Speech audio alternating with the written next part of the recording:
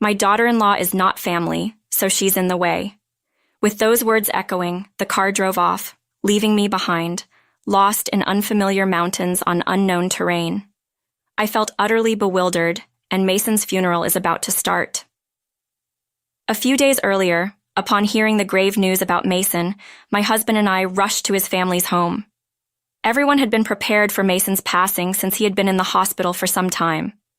Rather than a sense of sorrow, it felt more like relief that Mason was finally free from pain. However, the funeral preparations were quite a challenge. My husband's family home, situated in the mountains, is the main branch of the family. They used to own vast lands in the past. Although the family's fortune was squandered by the grandfather's generation, their pride as the main family remained. During occasions like Christmas or family gatherings, many relatives would come, and I was always roped in to help. Given that Mason was the head of such a family, his funeral had to be grand. So my mother-in-law, Wyatt, my husband, and Grace, his sister, were all in a frenzy. Our family is the main branch. The funeral has to be grander than for Mason's younger brother, right? We're expecting about 100 attendees. Maybe I should get a new pearl necklace for the occasion, Grace exclaimed. While everyone voiced their opinions, I, the daughter-in-law, was left to handle all the preparation. Austin, ensure you discuss everything properly with the funeral home. You know it best. Please make sure to choose the best altar and coffin. The catering after the viewing should be from that fancy restaurant.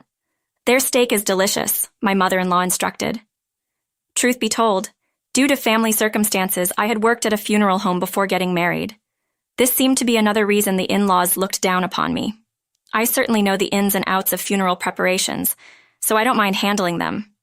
But it's frustrating that they push all the planning and communication with the relatives onto me, yet never miss an opportunity to voice their opinions.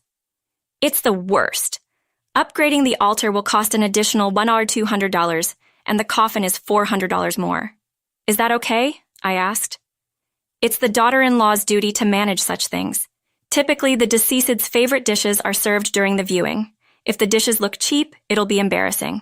Just do as you're told with the gifts from all the attendees. We'll manage. My mother-in-law replied. Reluctantly, I went ahead with the preparations to ensure a grand funeral to their satisfaction. Then came the day of the funeral. 4 of us got into the car. My husband was driving from the in-laws' house. However, as we approached the mountain path, the car suddenly halted. Look, those wild lilies over there were Dad's favorites. Austin, could you pick some for us? My mother-in-law requested. Huh, where exactly? Right there in the woods. Quickly, go grab some. Though I couldn't see the flowers from inside the car, I thought I might spot them up close, so I stepped out. Just then, Mason had everything thought out and arranged for us. No sooner had Sue spoken than the car sped off. I stood there completely taken aback, watching it disappear. My name's Austin, and I'm 42. In reality, due to personal reasons, I had dropped out of school and worked at a funeral home until I got married. I didn't dislike the job, but the erratic hours and scarce days off wore me out. It was around that time I met Wyatt, introduced by a friend. Wyatt was 6 years older than me and seemed very dependable. He told me it was okay if I wanted to quit my job, and that led us to get married. In hindsight, it might have been a way for me to escape my situation. Now, nevertheless, we've been married for 20 years. Although we haven't had children, I believe we've managed fairly well with my kind-hearted husband. Well, except for the dealings with his family. His family was all about pride, being the main branch and showing off. Whenever there was a family gathering or Christmas, they would go all out with a feast to welcome the relatives, and all of that preparation fell on my shoulders.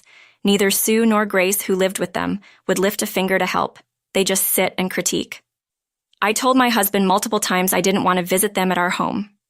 He helps with chores, but at his family's, he feels free of responsibilities, so he never refuses to go. On top of that, he acted all macho only when we're at his family's place, like he's whipped. However, every time we returned home, he'd apologize profusely and try to make it up to me.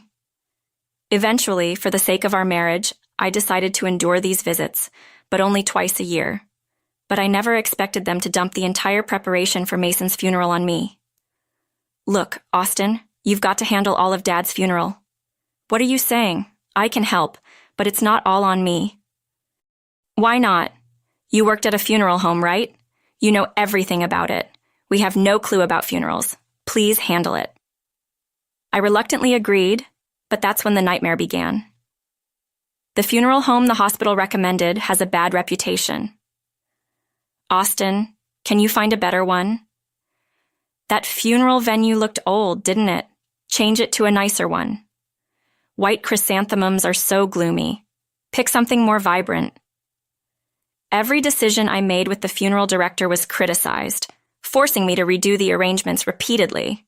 In between, I had to contact all the relatives, arrange taxis for the elderly, and handle the return gifts. There was an endless list of tasks. Austin, I'm hungry. Can you hurry with the food? Anticipate our needs without us having to ask. Instead of grabbing a sandwich from the convenience store, they demanded meals from me. I'm swamped with funeral preparations. Wyatt, tell them to sort out their own meals. I finally asked my husband, but with the confidence from being home, he frowned at my request. But you're the wife. You should handle meals. Frustrated by his attitude and lack of support, I served them simple pasta. Wow, that's lazy. If you're serving pasta, you should add snacks. Yeah, Mom's right. Facing their unreasonable demands during Mason's funeral preparations, I realized arguing was a waste. I just did as told. I hope you're arranging the funeral as instructed. The altar and coffin are top of the line. I finished contacting all the relatives, and the return gifts are ready. No issues there. Better not be any mistakes. Stop talking down to me, especially when you dump everything on me. After the viewing, my husband's attitude infuriated me, leading to a heated exchange. Mason appreciated me. He even called me before his death, thanking me for putting up with all your unreasonable demands. In my husband's family, only Mason treated me with kindness. Before he passed, he called just for me, saying thank you for all you've done. I'm sorry for the unreasonable demands everyone constantly makes. Anyway, you know funeral preparations.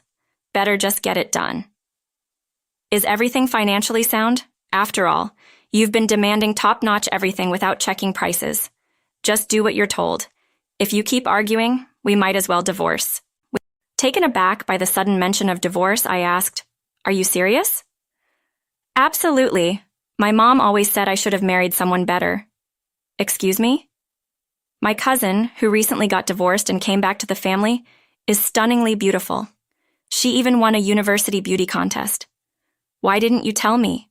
At the viewing, my aunt kept pestering me about marrying her after divorcing you.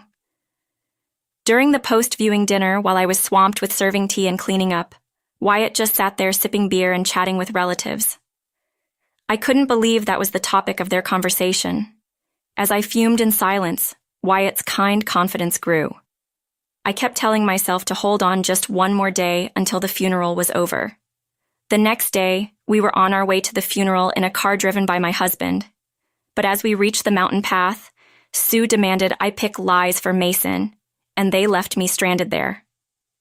Usually my husband wouldn't pull a stunt like this, but there he was smirking at me from the speeding car. He probably had that beautiful cousin he mentioned yesterday on his mind. At this point, whatever I've done, all I could for the funeral. The funeral service will handle the rest. Although being left was quite shocking, there was a slight relief in knowing I didn't have to oblige to the family's every whim anymore. My real issue now? How to navigate this mountain path in my funeral attire and heels. How am I supposed to make my way through this? Exasperated, I sat down by the road. That's when a car stopped in front of me. Hours passed, and the funeral was nearing its end. Hey, where the hell are you, Austin? I received a frantic call from my husband. What's this about an $800,000 funeral bill? You better get here now. I could hear Sue's voice, almost a shriek, in the background. Serves you right. I had to stifle my laughter, hearing their predictable reaction. What's going on? There's no way we can afford an $800,000 funeral. Wasn't the plan for the gifts from the attendees to cover the funeral cost? The expected money didn't come through, plus only half of the expected guests showed up. Well, that figures. Gift amounts for funerals in this area range from $30 to $50. For close relatives like parents or siblings, gifts could range from $100 to even $11,000. But knowing how stingy some of our relatives can be, they'd probably give around $30 each. If 100 people each gave $30, that would only total $3,000. Furthermore, many of our relatives are elderly, and a good number of them wouldn't be able to attend the funeral. You should have seen this coming. Why didn't you tell us? I did several times, but you all insisted on the most expensive options. My husband was at a loss for words. Sue jumped in. Just get back here now. They plan to charge $300 if you were here, but without you, they're saying it's $800,000. What's going on?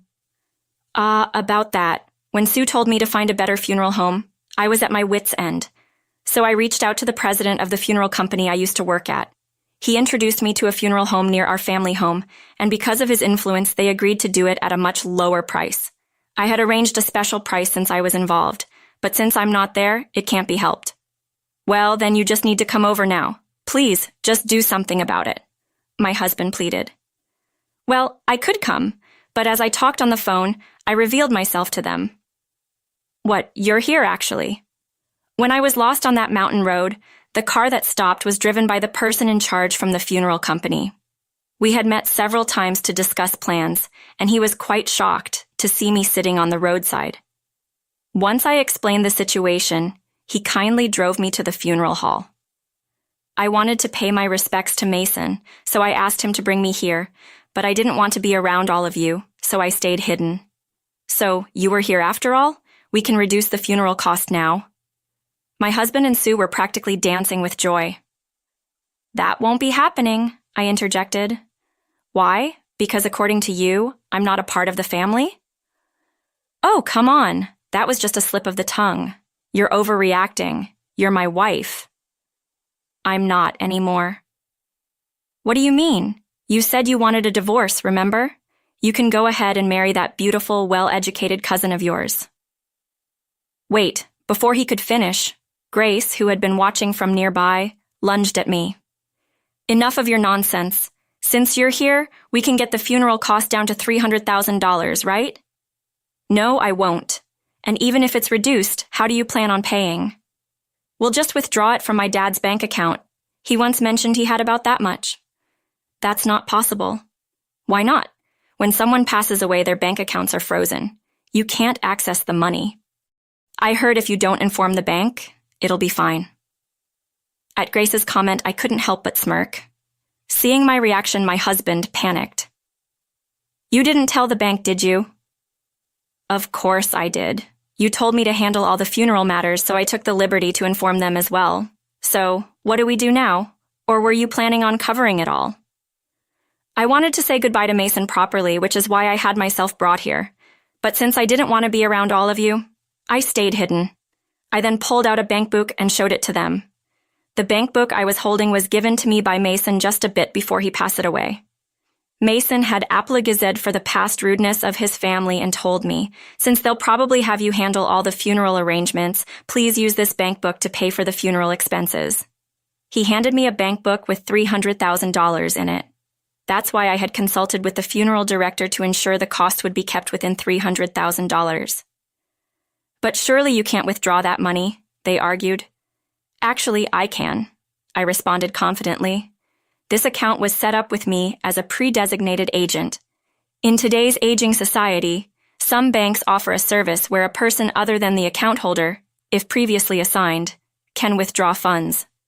Mason was always so thoughtful, planning even for times he wouldn't be here. I said, hand over that bank book, they demanded.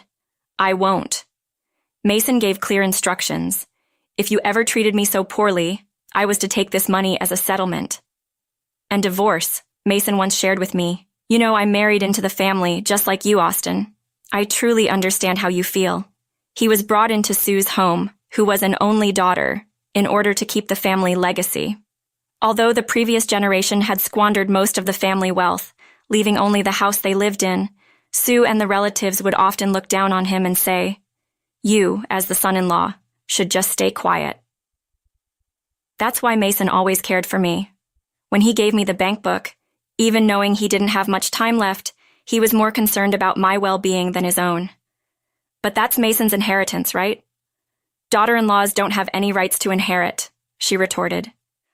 Don't worry, he had left a will with a lawyer, and he told me it's clearly stated in there, I responded. The trio, unaware of my conversations with Mason, were stunned to learn about the existence of a will. The funeral is done, so I'll take my leave. Just a heads up, Sue apparently spent most of Mason's savings. There's hardly anything left, I said, seeing my husband on the verge of collapsing. I decided to twist the knife a bit further.